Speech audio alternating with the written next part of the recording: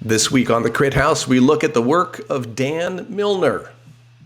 Dan Milner is a creative evangelist for Blur Books. He is a photojournalist, educator, writer, blogger, YouTuber, and at one point, he was a fragrance model.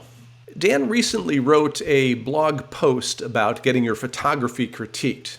Here's a little bit about what he said. We, by the way, will link to this in the show notes. He said, "Some reviewers will love your work. Others will not. Be prepared for tough love. If someone sees something in your work but knows there's still work to be done, their job is to tell you this." Dan once had a friend tell him before the friend looked at his body of work, he said, "I'm not your friend right now, I'm your editor. And when this is over, I'll go back to being your friend." This week, our Photo Educators Critique group continues with Erin Carey, Alex Kilbee, and Suzanne Révy, and today we look at the work of Dan Milner. Yeah, thanks for having me, Jeff. I appreciate it. It's a pleasure being here. What I'm about to say might be true or it might be completely false because it's been a long time. This is old work. But if I remember this correctly, there's a photographer named Sarah Terry who's with the Seven Agency. And Sarah was in the process of moving to Los Angeles. And prior to moving to Los Angeles, she was in Europe and took a workshop with Paolo Pellegrin. And Sarah made images at this workshop and told Paolo that she was going to move to Los Angeles. And Paolo said to Sarah, "Oh, if you move to LA, you got to meet Dan." So I connected with Sarah in LA, and I knew she was a writer transitioning to be a photographer, and I'd been a photographer for a while, and we had a little meeting in LA, and she said, "If you help me with my photography, I'll help you with writing." And I wanted to get better as a writer. And the work that she showed me was a project from Sicily, where she had just been, and I looked at the imagery, and there was no sign of commercialism at all in these pictures. It looked like 1950s, and I said, "Where is this?" And she had shot colored transparency, so it was quite a bit different looking from this, but I was so intrigued by the place, and Sarah and I became friends almost immediately. And she was like, "Well, hey, you should come back with me next year. Let's go together." So I went to Sicily with her the first year. She and I went back again the next year. And then I think I went back 2 more times to work on this project. And what it is, it's a project about Sicilian Easter processions. And I thought this was the perfect project for me because I don't speak Italian, I'm not Italian, and I'm not religious, and I basically have no concept of religious faith. And I'm like, "Oh, this is perfect for me. I can just go and shoot." But the reality was I was a freelance photographer in Los Angeles at this time, and I was primarily shooting absolute garbage to make a living. I was shooting for magazines that I can't name and clients that I can't name, and I was just kind of like, what did I do to myself? How did I get here? And so this project became a relief for me. Historically, for me, the juice of being a photographer is in the field. Whatever happens to the work afterwards is sort of inconsequential to me. I just want to be there. I want to make these pictures. I want to go through the experience. I want to put them into one copy of a little book. I want to put that book on my bookshelf and move on and go do another project. And at one point when I had worked on this, maybe 3 or 4 years, and I had come back to Los Angeles, this was the first project that got me book offers. There were 2 publishers that wanted to publish this at a gallery in LA that was representing the work. Again, I didn't really care. And I just made a small little 7x7 hardcover book of this material for myself. And I looked at it and I thought, okay, I think I did a pretty decent job on this work. And I just sort of was done and moving on. And Sarah looked at me and said, "I don't get you at all. You just did this body of work and you made a book and put it in your desk and you're like moving on. Why would you do that?" And I said, "I don't know. Don't think logically when you're thinking about me." But this was a real relief for me because all I wanted was to be left alone, to just make the work that I felt potentially I had in me to make. And this is pretty low-hanging fruit as a photographer. This is a very easy place to make photographs. I mean, there were no other photographers except one year Kudelka was running around these places at the same time. But for the most part, it was just us, and it was why I became a photographer, was to do projects like this. And that's it's an old body of work, one that I've moved on from emotionally and physically from doing this work. What I'm doing now is totally different, but it is a fun thing to look back on. This is a very, very broad edit. I think there's probably 15 pictures in here total that I would cut to make the final list. but pretty simple stuff, 2 cameras, 2 lenses, it's all shot analog. And the way that I preferred to work, this was sort of my dream project. So I love looking at this image, and it's interesting that you said Kudelka was there, because when I looked at it, I said this reminds me so much of the work of Kudelka, who is a god to me. Speaking of being religious.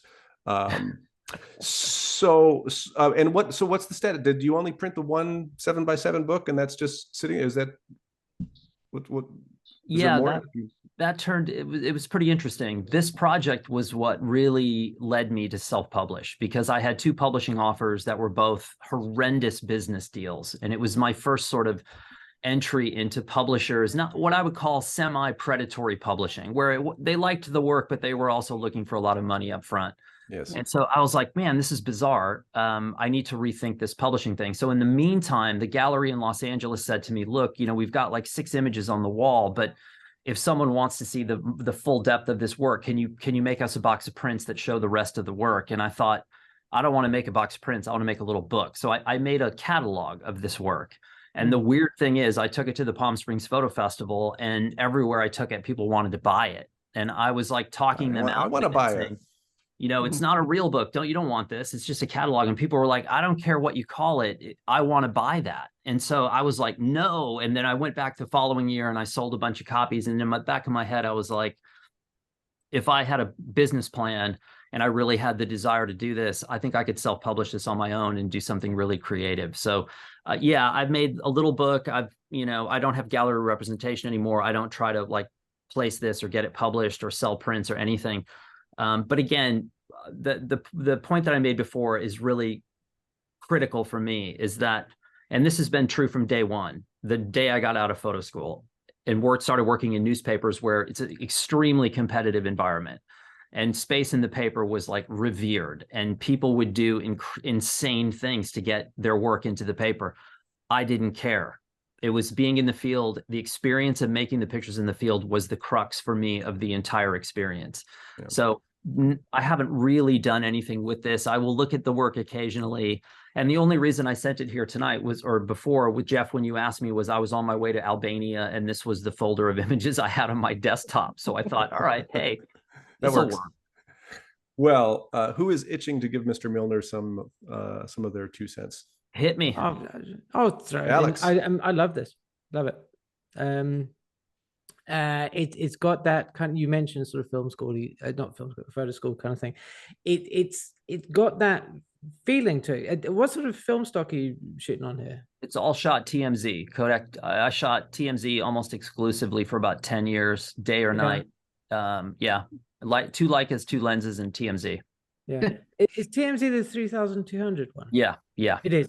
Yeah. Because I love grain. That the grain in this, I think it absolutely lends itself to the sort of the somewhat ethereal look that you've got in a lot of these, like this particular image on screen now. There's these splashes of light in there, and there's obviously some motion. These people walking around that are almost like specters. And I think if this was like a really kind of a creamy tonal sort of thing, it wouldn't feel the same. So I think, going into committing to this sort of fast film stock, it also puts me in mind again with Jeff, with the references to other photographers, like Anton Corbijn, his photography with that very edgy, sort of harsh, sort of almost lithe process with his images. And do you say so? You didn't really shoot this with anything specific in mind, simply beyond just kind of doing it for yourself? Yeah, I mean, I just shot it for myself. I was so burned on being a photographer and shooting in LA, where you're shooting for, again, magazines and clients I don't want to name, but it was just soulless kind of things. And I was fascinated by the concept of faith, how you could go into these small towns and you'd see, a 16-year-old boy that looks like an Armani commercial. He's just dressed to the nines. And when the procession comes by, he would just burst into tears. And, I come from basically a non-religious family where faith is never a topic of conversation. Sorry, Jeff, just go back one image quickly for me, please. Yeah, see, like here, with this, the movement in the faces and this kind of blurred thing. there's something about that approach in this series of images that I'm really kind of, it's speaking to me, and I can't quite put my finger on it, maybe because it's late at night, but there's something about that particular look that is really, it's making it different. As you said, these kind of processions can be low-hanging fruit for photographers, but there's something here, it's a little bit different, it's a little bit more of the mood rather than the spectacle. I think that's kind of probably my ham-fisted way of putting. I don't know if anybody else agrees with that. I feel similarly, actually. I love that you've made that point, Alex, because I think, yeah, there's some kind of intervention, and it might be the fast speed of the film, but that like it's enervating, right? There's something unnerving and like energizing and like off-putting about the shake, in a way that I think is perhaps related to the question around faith in general, the fact that you're perhaps curious or cynical about it. And so like in just being there, I think, yeah, like I think that's the moment for me where there's mystery left, where like I feel like a lot of people, and I'm one of them, like a lot of other people's experience of religion can be so decisive, and it feels like there's hard exclamation points and periods on like what people have to say about faith or history. And I think this work is full of question marks in a way that like leaves room for me. And I think part of that is sort of like the things appearing and disappearing by way of the actual silver particles here. Yeah. Also, you won silhouette bingo again. Harkening back to last week. There's, this idea again of the graininess of that film. It just, maybe I'm just again overly nostalgic for it, but it is.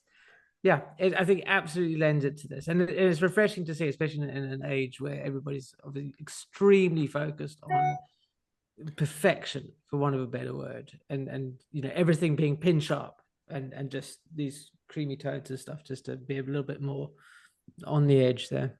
Suzanne, I'm really looking forward to your thoughts on.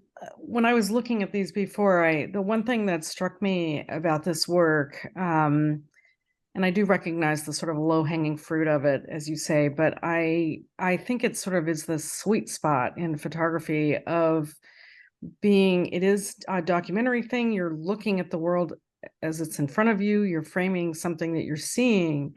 And yet the way you've brought these materials that you've chosen with this fast film and the grain, it endows the work with a sense of reverie, and to me, it's like the work is working on a couple of levels. It's a documentary, Easter parades in Sicily, right? But it also, you've imbued the sense of, and I'm not a religious person at all myself, but you've imbued it with a sense of what I think of as being a spiritual sort of sense of a person. So I think this work, and I think it does hit those jazzy notes that I was talking about last week on street photography. It feels a little bit, I mean, not I don't know my music well enough, but it's sort of mellow jazz, maybe. There are a couple pictures that I feel take me a little bit out of the reverie. There's like a close-up. Yeah, this one. Yeah, this one sort of just takes me a little out of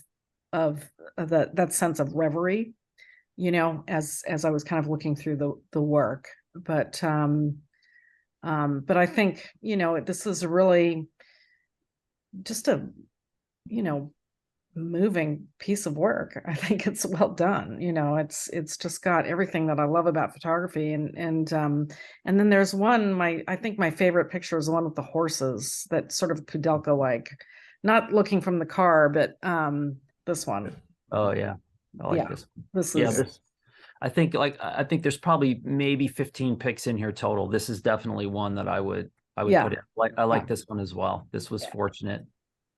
Yeah. And just a little, that whole decisive moment thing, although it's not really, I mean, it still feels a little still, but it's like, I don't know, the curve of the horse, the girl standing there, just all the figures, the road. I mean, it just comes together. Just, it's a really really interesting, powerful photograph.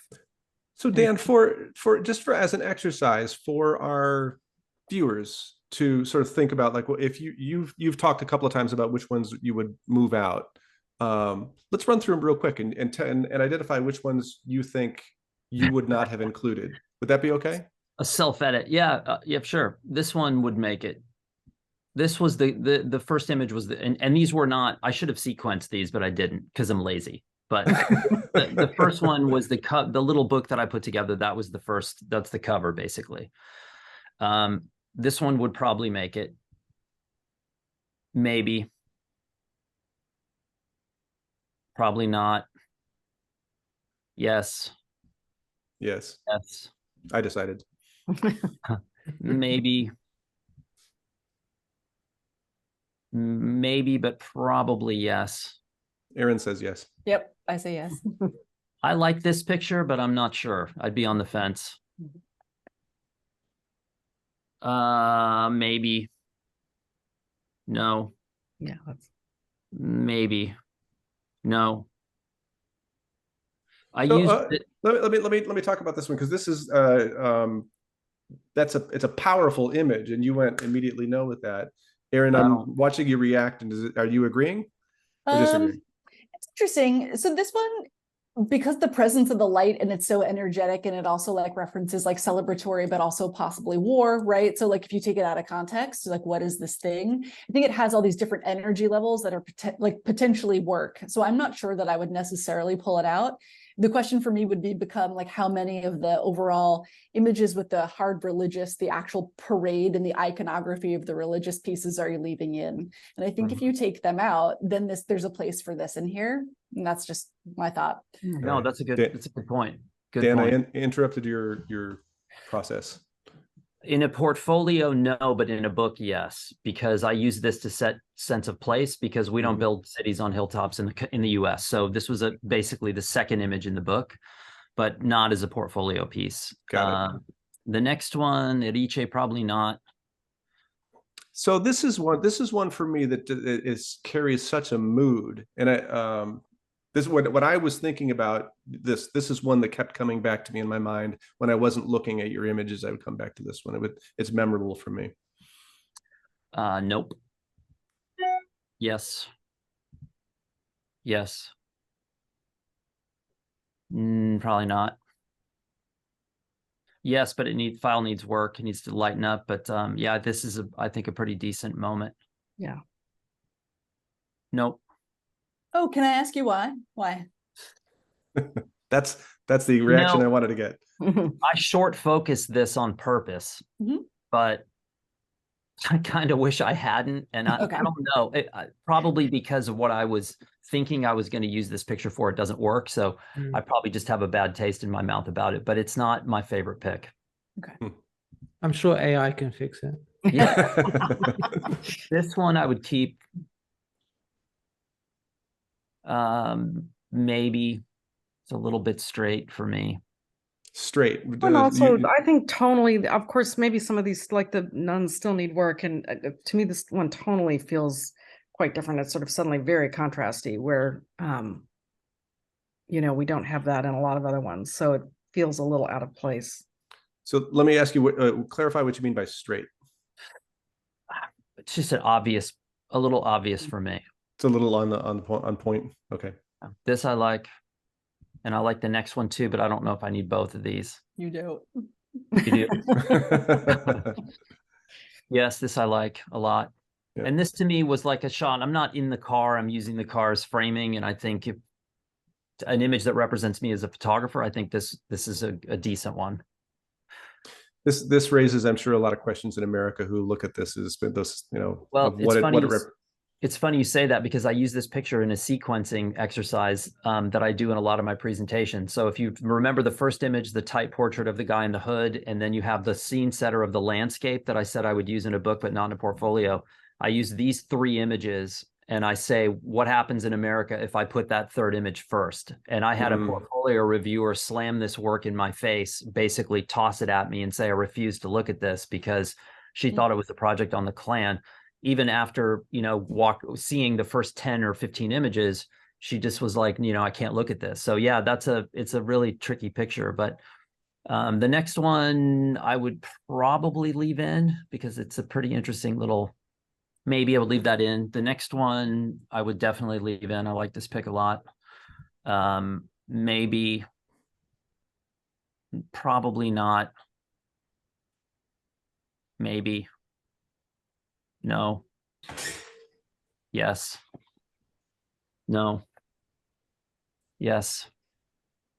Yes. Yes.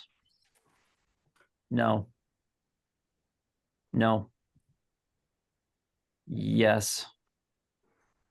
And that's the last one. Oh, this is the last one. Maybe that's redundant, but there's a better, I don't know. I'd be on the fence about this. Well, I'm no one's going to hold you to it, obviously, and you've already done the book. But it's an interesting thing for me. I mean, you came out of journalism, and to sort of see your thought processes when you're putting things together, that was interesting to me. I don't know if it was anybody else. Well, thanks everybody for the feedback. Can I offer something? Just because I think I wanted to say to you also, I was really struck by the nature of like community, the fact that you're not, even though you are an outsider, you didn't really feel like an outsider. So in terms of subject volume and distance to your subjects, I felt like they let you in. But overall, I got the sense that there was this rite or ritual, right? And very clearly you stated what it was. And I could kind of see it in the work, but then it sort of seemed like religion or this ritual or practice was at the root of this place. Mm-hmm. And that was the thing that it was like beautiful and really intimate. And at times it's religious but I think it's historical too. And so that was part of the reason I offered that feedback of like, I love seeing individual groups and sometimes a portrait, but then like this idea of the group and the grouping and the drapings and the clothes and like some of the actual gestures of bodies was really compelling.